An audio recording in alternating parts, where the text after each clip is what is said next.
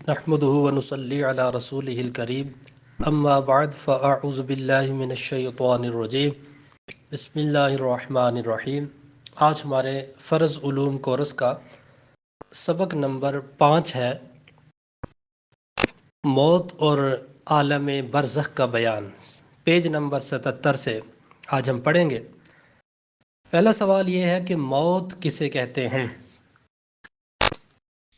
موت کسے کہتے ہیں؟ جواب، ہر شخص کی جتنی زندگی مقرر ہے اس میں نہ زیادتی ہو سکتی ہے نہ کمی، یعنی نہ زیادہ ہوگی نہ کم ہوگی۔ جب زندگی کا وقت پورا ہو جاتا ہے اس وقت حضرت اسرائیل علیہ السلام روح قبض کر لیتے ہیں، اسے موت کہتے ہیں۔ جسم سے جب روح جدا ہو جاتی ہے تو اسے موت کہتے ہیں۔ سوال، کیا موت کے وقت روح مر جاتی ہے؟ جواب، موت کے معنی روح کا جسم سے جدا ہو جانا ہے، نہ یہ کہ روح مر جاتی ہے۔ جو روح کو فنا مانے وہ بد مذہب ہے، یعنی روح مرتی نہیں ہے، ہاں جسم سے جدا ضرور ہو جاتی ہے، الگ ہو جاتی ہے۔ سوال، موت کے وقت مرنے والے کو کیا نظر آتا ہے؟ جواب، مرنے والے کو دائیں بائیں جہاں تک نگاہ کام کرتی ہے فرشتے دکھائی دیتے ہیں۔ مسلمان کے آس پاس رحمت کے فرشتے ہوتے ہیں اور کافر کے دائیں بائیں عذاب کے۔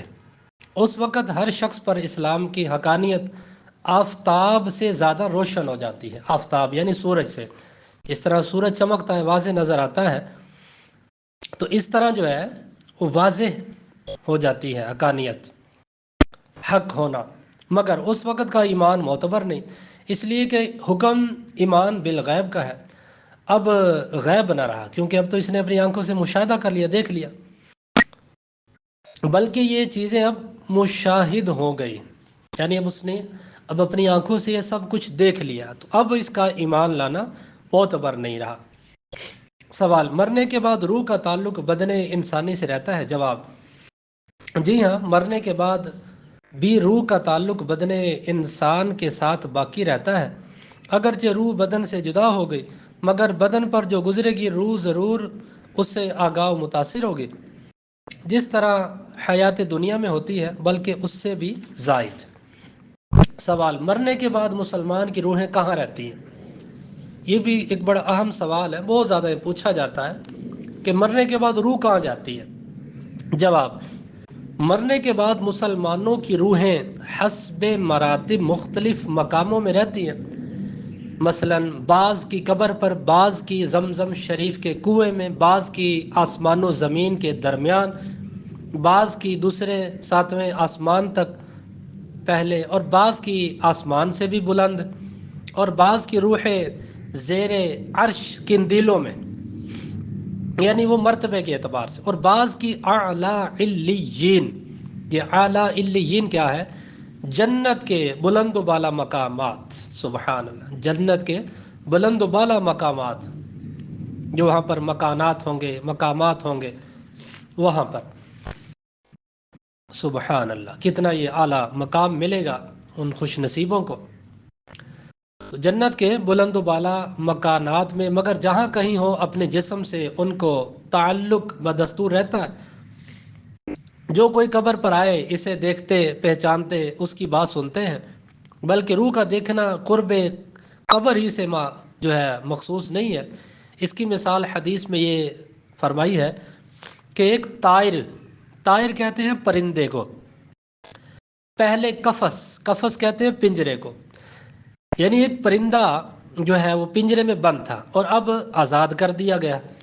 تو اس طرح یہ ایک بڑی سمپل سی مثال دی گئی ہے حدیث پاک میں سمجھانے کے لیے۔ سوال، مرنے کے بعد کافروں کی روحیں کہاں رہتی ہیں؟ اوپر جو سوال تھا وہ تھا مسلمانوں کے حوالے سے، کہ مسلمانوں کی روحوں کے ساتھ کیا ہوتا ہے، کہاں جاتی ہیں۔ اب سوال ہے کافروں کی روحوں کے بارے میں۔ جواب، کافروں کی روحیں خبیث روحیں، بعض کی ان کی مرگٹ اس کو کہتے ہیں کہ جو ہندوؤں کے مردہ جلانے کی جگہ، آپ نے دیکھا ہوگا نا، یہ جو ہندو لوگ ہیں یہ عام مسلمانوں کی طرح کفن پہنا کر دفن نہیں کرتے، بلکہ یہ لکڑیاں اکٹھی کرتے ہیں، وہاں اس کو جلا دیتے ہیں۔ تو بعض نے یہ جگہ مخصوص کر رکھی ہے وہاں پر، پھر وہاں اس کو جلا دیتے ہیں، اس کو مرگٹ کہتے ہیں۔ تو جلانے کی جگہ یا قبر پر رہتی ہیں۔ بعض کی چاہ برہوت، یہ یمن میں ایک نالا ہے، ایک کنواں ہے، بعض کی وہاں پر، اور بعض کی پہلی دوسری ساتویں زمین تک، بعض کی اس کے بھی نیچے سجین، سجین کہتے ہیں کہ جہنم کی وادی میں، استغفر اللہ۔ اور وہ کہیں بھی ہوں، جو اس کی قبر یا مرگڑ پر سے گزرے اسے دیکھتے، پہچانتے، بات سنتے ہیں، مگر کہیں جانے آنے کا اختیار نہیں، کہ یہ قید ہے۔ جو کافروں کی روحیں ہیں یہ قید ہوتی ہیں۔ سوال، اواگون کسے کہتے ہیں اور اس کے ماننے کا کیا حکم ہے؟ جواب، یہ عقیدہ کہ روح کسی دوسرے بدن میں چلی جاتی ہے، خواہ وہ آدمی کا ہو بدن یا کسی اور جانور کا، تو اسے کہتے ہیں تناسخ اور اواگون۔ یہ محض باطل ہے اور اس کا ماننا یہ کفر ہے۔ یہ آپ نے دیکھا ہوگا نا، یہ جو ہندو لوگ ہیں غیر مسلم، تو اس طرح کی یہ باتیں کرتے ہیں، اس طرح کے نظریات رکھتے ہیں، دوبارہ جنم ہو گیا، اس کی روح وہاں چلی گئی، آتما وغیرہ، اس طرح کی یہ باتیں کرتے ہیں، الٹی سیدھی بےہودہ قسم کی۔ باقاعدہ انہوں نے فلمیں بنائی، ڈرامے بنائے اس کے اوپر، ان باتوں کو ثابت کرنے کے لیے۔ تو بہرحال اس کی کوئی حقیقت نہیں ہے، قرآن و حدیث میں ایسا کچھ نہیں ہے کہ ایک کی روح دوسرے بدن میں چلی جائے، نہیں، ایسا نہیں ہوتا۔ ایسا عقیدہ رکھنا یہ کفر ہے۔ سوال، کیا مردے کو قبر دباتی ہے؟ جی ہاں، جب مردہ کو قبر میں دفن کرتے ہیں اس وقت مردے کو قبر دباتی ہے، مگر یعنی اگر وہ مسلمان ہے تو اس کا دبانا ایسا ہوتا ہے کہ جیسے ماں پیار سے اپنے بچے کو زور سے پکڑ لیتی ہے، پیار سے، شفقت سے، محبت سے۔ اور اگر کافر ہے تو اس کو اس زور سے دباتی ہے کہ ادھر کی پسلیاں ادھر اور ادھر کی پسلیاں ادھر ہو جاتی ہیں، یعنی سختی کے ساتھ اس کو اس سزا دی جاتی ہے۔ سوال، جب مردے کو دفن کر کے لوگ واپس آتے ہیں تو قبر میں مردے کے ساتھ کیا ہوتا ہے؟ جواب، جب دفن کرنے والے دفن کر کے وہاں سے چلتے ہیں تو مردہ ان کے جوتوں کی آواز سنتا ہے۔ اس وقت اس کے پاس دو فرشتے اپنے دانتوں سے زمین چیرتے ہوئے آتے ہیں۔ ان کی شکلیں نہایت ڈراؤنی اور ہیبت ناک ہوتی ہیں۔ ان کے بدن کا رنگ سیاہ، آنکھیں سیاہ اور نیلی اور دیگ کی برابر اور شعلہ زن ہوتی ہیں۔ ان کے مہیب یعنی خطرناک، خوفناک بال سر سے پاؤں تک، اور ان کے دانت کئی ہاتھ کے جن سے زمین چیرتے ہوئے آتے ہیں۔ اللہ اکبر۔ ان میں ایک کو منکر، دوسرے کو نکیر کہتے ہیں۔ مردے کو جھنجھوڑتے اور جھڑک کر اٹھاتے اور نہایت سختی کے ساتھ کرخ آواز میں سوال کرتے ہیں، یعنی سختی کے ساتھ، سخت لہجے میں سوال کرتے ہیں۔ وہ کیا سوال؟ آگے وہ آ رہی ہے تفصیل، جو قبر کے سوالات ہیں۔ آگے سوال، عالم برزخ کسے کہتے ہیں؟ جواب، دنیا اور آخرت کے درمیان ایک اور عالم ہے، اس کو عالم نہیں پڑھیں گے، عالم پڑھیں گے۔ عالم یعنی جہان، عالم ہے جس کو برزخ کہتے ہیں۔ مرنے کے بعد اور قیامت سے پہلے تمام انس و جن کو حسب مراتب اس میں رہنا ہوتا ہے، اور یہ عالم اس دنیا سے بہت بڑا ہے۔ دنیا کے ساتھ برزخ کو وہی نسبت ہے جو ماں کے پیٹ کے ساتھ دنیا کو۔ برزخ میں کسی کو آرام ہے اور کسی کو تکلیف ہے، یعنی اس کے پھر مرتبے کے حساب سے، اس کی نیکیوں کے حساب سے، نیک ہے، بد ہے، اس حساب سے پھر اس کے ساتھ جو بھی معاملہ ہے۔ یا آسان لفظوں میں یوں کہہ لیں کہ مرنے کے بعد قیامت سے پہلے جو عالم ہے یہ عالم برزخ ہے۔ سوال، منکر نکیر کیا سوالات کرتے ہیں اور مسلمان مردہ اس کے کیا جواب دیتا ہے؟ سوال جو ہے، پہلا سوال مر ربو کا، تیرا رب کون ہے؟ دوسرا سوال ما دینو کا، تیرا دین کیا؟ تیسرا سوال ما کنت تقول فی ھذا الرجل، ان کے بارے میں تو کیا کہتا تھا، یعنی نبی علیہ الصلوۃ والسلام کے بارے میں۔ اچھا، مردہ مسلمان ہے تو پہلے سوال کا جواب دے گا ربی اللہ، میرا رب اللہ عز و جل ہے۔ دوسرے سوال کا جواب دے گا دینی الاسلام، میرا دین اسلام ہے۔ تیسرے سوال کا جواب دے گا ہوا رسول اللہ صلی اللہ تعالی علیہ وآلہ وسلم، وہ تو رسول اللہ صلی اللہ تعالی علیہ وآلہ وسلم ہے۔ اپنے سرکار کو پہچانے گا، پھر سرکار کے بارے میں بتائے گا کہ یہ تو میرے آقا ہیں جن کا میں نے کلمہ پڑھا، جن کی میں نے سیرت کو اپنایا، جن کی میں سنتوں پر عمل کرتا تھا۔ ظاہر دنیا میں پہچانا ہوگا، سرکار کی سیرت کو اپنایا ہوگا، سنتوں کو اپنایا ہوگا، تو پھر سبحان اللہ وارے نیارے ہوں گے۔ سوال، یہ جواب سن کر فرشتے کیا کہیں گے؟ بعض روایتوں میں آیا ہے کہ سوال کا جواب پا کر کہیں گے کہ ہمیں تو معلوم تھا تو یہی کہے گا۔ اس وقت آسمان سے ایک منادی ندا کرے گا کہ میرے بندے نے سچ کہا، اس کے لیے جنت کا بچھونا بچھاؤ اور جنت کا لباس پہناؤ، جنت کا لباس پہناؤ اور اس کے لیے جنت کی طرف ایک اور دروازہ کھول دو، جنت کی نسیم اور خوشبو اس کے پاس آتی رہے گی، اور جہاں تک نگاہ پھیلے گی وہاں تک اس کی قبر کشادہ کر دی جائے گی، یعنی اس کو وسیع کر دیا جائے گا، اور اس سے کہا جائے گا کہ تو سو جا جیسے دلہا سوتا ہے۔ یہ خواص کے لیے عموماً ہے اور عوام میں ان کے لیے جن کو وہ چاہے، یعنی جس طرح پھر جس کا جو مرتبہ ہوگا۔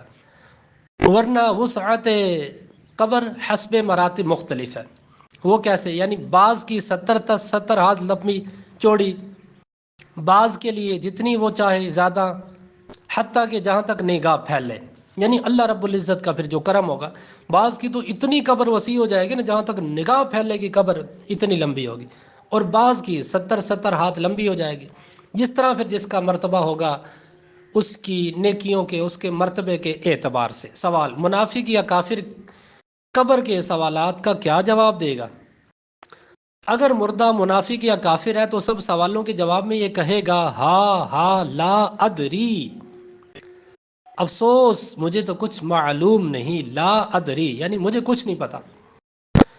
اللہ اکبر، کنت اسمع الناس یقولون شیئا فاقول، میں تو یہ کہے گا میں تو لوگوں کو کچھ کہتے سنتا تھا اور خود بھی کہتا تھا۔ اس وقت ایک پکارنے والا آسمان سے پکارے گا کہ یہ جھوٹا ہے، یہ جھوٹا ہے، اس کے لیے آگ کا بچھونا بچھاؤ، آگ کا بچھونا بچھاؤ۔ اللہ اکبر، یعنی یہ عذاب کے طور پر آگ کا بچھونا بچھاؤ اور آگ کا لباس پہناؤ اور جہنم کی طرف ایک دروازہ کھول دو، اس کی گرمی اور لپیٹ اس کو پہنچے گی، اس پر یعنی اور اس پر عذاب دینے کے لیے 2 فرشتے مقرر ہوں گے جو اندھے اور بہرے ہوں گے، ان کے ساتھ لوہے کا ایک کرز ہوگا، جیسے وہ ہتھوڑا ہوتا ہے کہ پہاڑ پر اگر مارا جائے تو خاک ہو جائے، اس ہتھوڑے سے اس کو مارتے رہیں گے، نیز سانپ اور بچھو اسے عذاب پہنچاتے رہیں گے، نیز اعمال اپنے مناسب شکل پر متشکل ہو کر، متشکل یعنی شکلیں بدل کر، کس طرح؟ کتا یا بھیڑیا اس طرح کی شکلیں بن جائیں گی، شکل بن کر جو ہے اس کو ایذائیں پہنچائیں گے، تکلیف پہنچائیں گے اس کو۔ اللہ اکبر، کتنا سخت عذاب ہوگا، کتنی سخت سزا ہوگی یہ ان کے لیے۔ سوال، جس مردے کو دفن نہ کیا جائے کیا اس سے بھی سوالات قبر ہوں گے؟ یہ بڑا دلچسپ جو ہے سوال ہے، اکثر لوگ یہ پوچھتے ہیں۔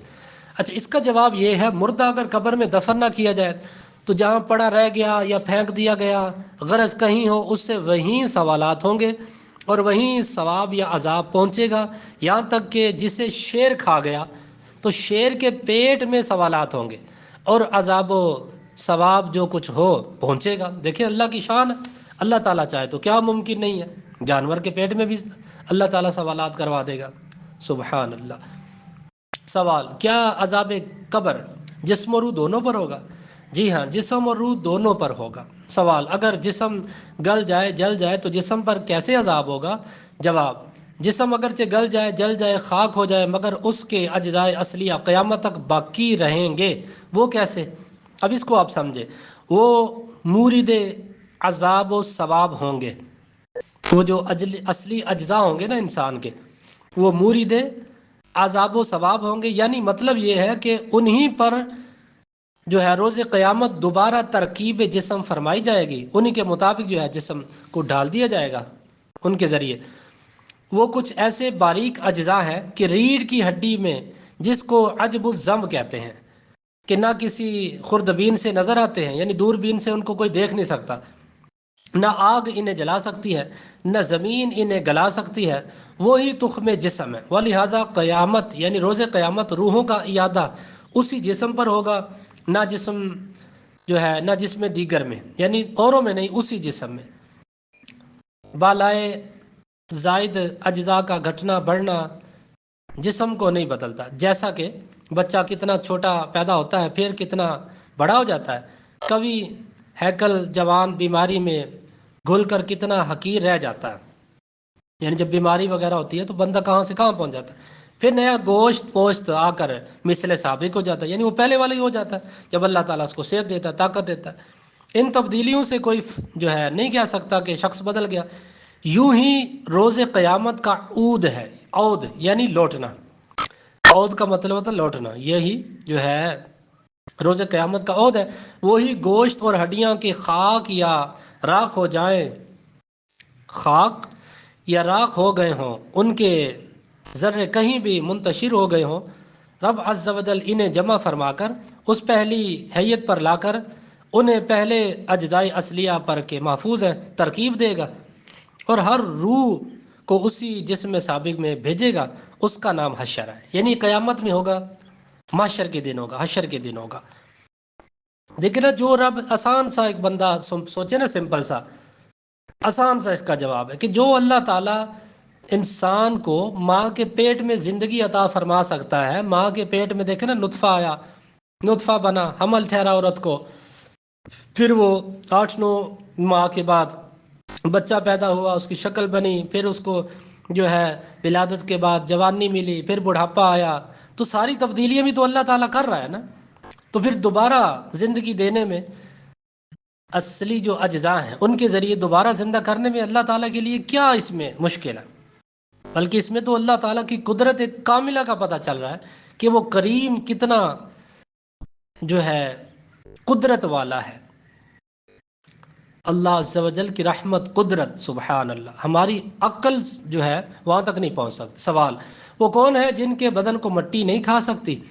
جواب، انبیاء کرام علیہم الصلوۃ والسلام، اولیاء کرام، علماء دین، شہداء اور حفاظ قرآن کے قرآن مجید پر عمل کرتے ہوں، اور وہ جو منصب محبت پر فائز ہیں، وہ جس نے یعنی وہ جسم جس نے کبھی اللہ عز و جل کی معصیت نہ کی، اور وہ کہ اپنے اوقات درود شریف میں مستغرق رکھتے ہیں، یعنی ہر وقت درود شریف میں لگے رہتے ہیں، اس میں گرے رہتے ہیں، ان کے بدن کو مٹی نہیں کھا سکتی۔ سبحان اللہ، کتنا یہ خوش نصیب ہوں گے وہ جو منصب محبت پر فائز ہے۔ یہ نہیں ہے کہ یہ لڑکی سے محبت کر لی، کسی خوبصورت لڑکے سے محبت کر لی، یہ مطلب نہیں ہے۔ اللہ تعالیٰ کی رضا کے لیے کسی سے محبت، جس میں عشق تو ہو لیکن فسق نہ ہو، برائی نہ ہو، کوئی غلط قسم کا ارادہ نہ ہو، اچھی صاف ستھری پاکیزہ محبت، چاہت۔ جو شخص انبیاء کرام علیہم السلام کی شان میں یہ خبیث کلمہ کہے کہ مر کے مٹی میں مل گئے، تو پھر کیا ہوگا؟ گمراہ، بددین اور خبیث مرتکب توہین ہے۔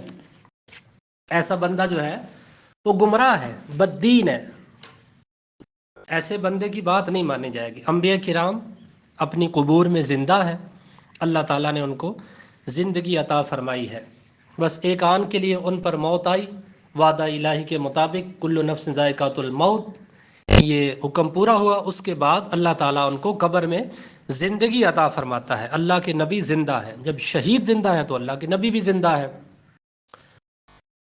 تو زندہ ہے واللہ، اعلیٰ حضرت کا شعر ہے نا، تو زندہ ہے واللہ، تو زندہ ہے واللہ، میرے چشم عالم سے چھپ جانے والے، میرا دل بھی چمکا دے چمکانے والے۔ تو آج کا ہمارا یہ سبق نمبر 5 تھا۔ اللہ تعالی ہمیں عمل کی توفیق عطا فرمائے۔ وما علینا الا البلاغ المبین۔